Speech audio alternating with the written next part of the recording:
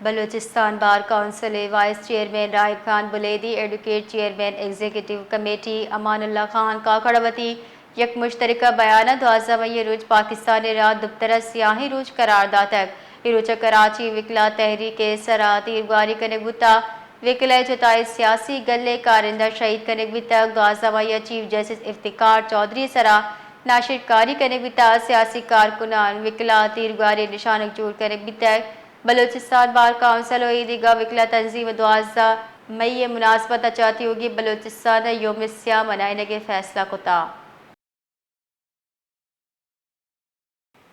وادہ میں ہمراہ داری کن کے ایڈوکیٹ راہب بلیدی صاحب، بہت بہت شکریہ ایڈوکیٹ صاحب۔ سر 12 مئی کو جو سانحہ ہوا وکلا کی تحریک پر گولیاں برسائی گئی، کیوں گولیاں برسائی گئی، اس حوالے سے آپ کیا کہیں گے؟ دیکھیں، اس وقت کے ڈکٹیٹر جنرل پرویز مشرف نے آئین کو معطل کر کے ملک میں ایمرجنسی نافذ کی، جو اس وقت کے chief justice justice Chaudhry Iftikhar Chaudhry کو نکال دیا گیا تھا۔ تو وکلاء نے ایک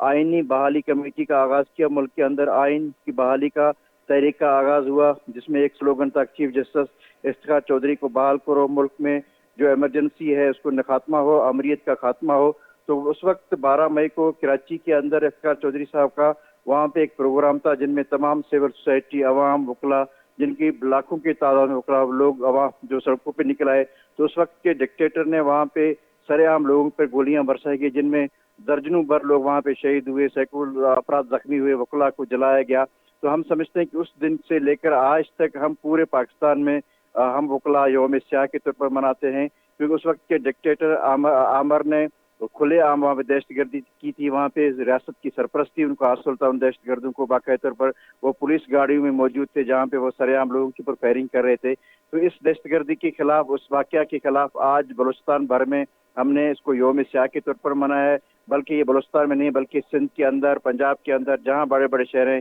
آج وکلاء نے بار روم کے اندر اپنے ہاتھ میں سیاہ پٹیاں باندھ کر اور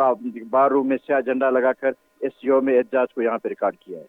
سر اب تک اس جرم میں ملوث افراد کو کیوں گرفتار نہیں کیا گیا، اس حوالے سے بتائیے گا۔ ہم سمجھتے ہیں کہ یہ ریاست کی حکومت کی سب سے بڑی ناکامی ہے کہ دہشت گردوں کو مکمل طور پر ان کی پشت پناہی حاصل تھی اور ان کو باقاعدہ طور پر سپورٹ کیا جا رہا تھا۔ وہ جو مسلح افراد تھے وہ سرکاری گاڑیوں میں موجود تھے۔ تو ہم نے اس وقت کے بھی حکومت سے یہ مطالبہ کیا تھا کہ وکلاء کے اور عوام کے جو اوپر جو فائرنگ کرنے والے ہیں، جو عوام کو اور وکلاء کو شہید کرنے والے ہیں، ان دہشت گردوں کو کیفر کردار تک پہنچائے۔ آج بھی ہمارا یہ مطالبہ ہے کہ ان دہشت گردوں کے پیچھے جو پشت پناہی کرنے والے لوگ تھے، ان پشت پناہی کرنے والوں کو باقاعدہ طور پر بے نقاب کر کے ان کو کیفر کردار تک پہنچایا جائے، کیونکہ یہ بدقسمتی ہے کہ ہمیشہ اس ملک کے اندر جو ڈکٹیٹر آمر رہے ہیں، انہوں نے ہمیشہ اس قسم کی وارداتیں رونما کی ہیں۔ جب بھی ملک میں ڈکٹیٹر رہا، آمریت رہی، تو وکلاء سڑکوں پر رہے اور وکلاء کو دبانے کے لیے، وکلاء کو زیر کرنے کے انہوں نے ہمیشہ دہشت گردانہ پردہشت واقعات